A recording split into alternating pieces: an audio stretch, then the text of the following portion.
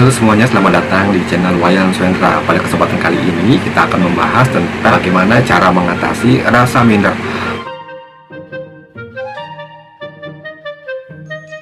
Pernahkah kalian merasakan minder atau rasa kurang percaya diri ketika berada di antara orang-orang, atau berada di depan orang, atau dimanapun berada, atau berada di tempat yang baru, atau di dalam komunitas baru?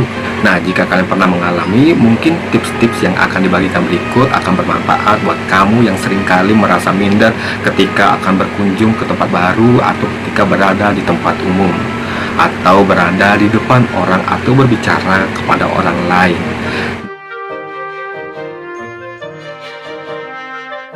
Nah, kita mulai dengan penjelasan dengan minder itu sendiri. Apa sih minder? Nah, minder adalah perasaan rendah diri atau kurang percaya diri dalam menghadapi situasi atau tugas tertentu.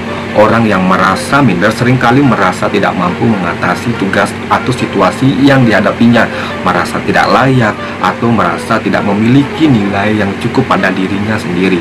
Minder dapat muncul dalam berbagai situasi, termasuk dalam hubungan sosial, lingkungan kerja, atau dalam pencapaian tujuan hidup. Belum apa-apa udah pesimis, seperti itulah minder.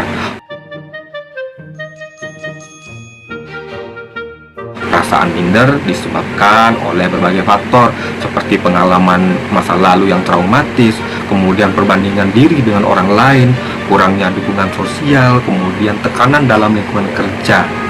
Minder dapat menjadi masalah yang mengganggu dalam kehidupan sehari-hari dan dapat mempengaruhi kesehatan mental dan emosional seseorang.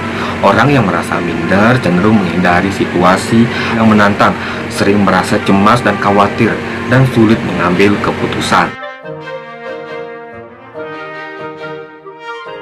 Namun, perasaan minder dapat dikurangi atau diatasi dengan cara-cara berikut ini. Mudah-mudahan ini berhasil untuk kita semua ya. Yang pertama, fokus pada kelebihan diri dulu. Alihkan perhatian Anda dari kekurangan dengan fokus pada kelebihan diri masing-masing. Tulislah atau buatlah daftar tentang apa yang menjadi kelebihan kamu, apa yang Anda lakukan dengan baik selama ini, kemampuan apa yang sudah kita miliki, prestasi apa yang sudah capai.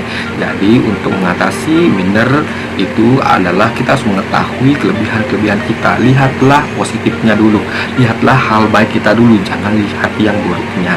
Jadi pikirkan kelebihan, jauhkan kekurangan, karena dengan memikirkan kekurangan kita itu akan membuat kita semakin tidak percaya diri. Kita orangnya jelek, saya tidak berani muncul di depan umum. Saya orangnya kurang pintar, sepertinya saya tidak mampu mengerjakan tugas ini. Nanti akan menimbulkan situasi-situasi yang seperti itu jika kita lebih memikirkan kekurangan kita daripada kelebihan kita. Paham ya? Nah, sekarang ke cara yang kedua. Cara yang kedua adalah jangan membandingkan diri dengan orang lain. Setiap orang punya kekhasannya masing-masing. Tapi ingatlah bahwa setiap orang memiliki kemampuan yang berbeda-beda, karakter yang berbeda-beda, kondisi yang berbeda-beda, perjalanan hidup yang berbeda-beda, dan fokuslah akan kemajuan diri sendiri. Jadi selalu lakukan yang terbaik, maka perlahan-lahan rasa minder itu akan menjadi hilang karena kita selalu melakukan yang terbaik. Kemudian yang ketiga yaitu hadapi ketakutan Anda. Ya, apapun pekerjaan yang diberikan kepada kita, apapun hal yang akan kita hadapi, tolong jangan berpikir negatif terlebih dahulu terhadap situasi yang belum kita jumpai. Ya, hadapi ketakutan Anda dengan mengambil langkah-langkah kecil dan bertahap. Jangan biarkan ketakutan menghambat kemampuan Anda untuk mencapai tujuan Anda. Ingat ya, jangan pernah takut menghadapi sesuatu. Jangan pernah takut menghadapi tugas-tugas baru. Ya, jangan pernah takut masuk ke lingkungan yang baru.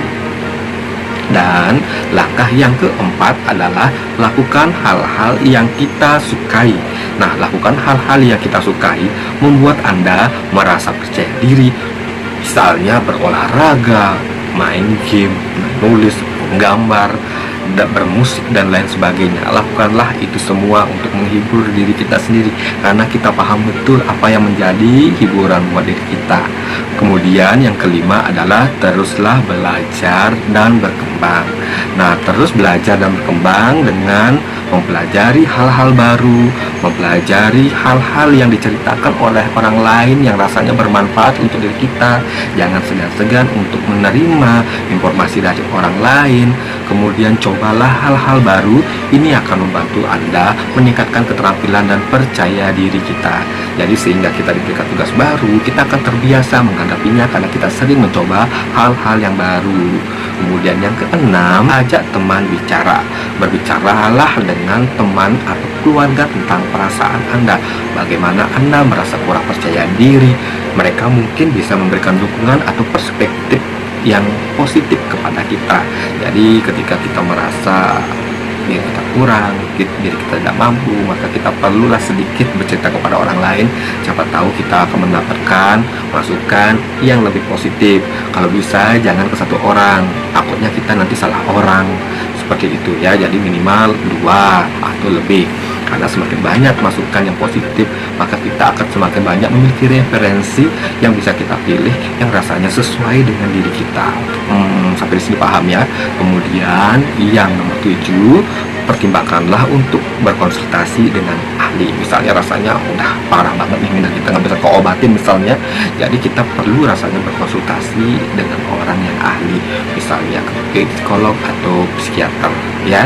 Jadi jangan pernah berpikir kalau kita datang ke para ahli ini kita kok dibilang orang gangguan mental atau gangguan jiwa. Nggak seperti itu kali ya. Jadi ini demi diri kita sendiri. Kadang-kadang kan kita merasa kayaknya kita udah keterlaluan nih mindernya nih, perlu rasanya diobatin ya. Perlu kita bantuan orang ahli dalam hal ini untuk memperbaiki diri kita. Baik, demikian tips dari saya, mudah-mudahan bisa bermanfaat untuk kamu semua.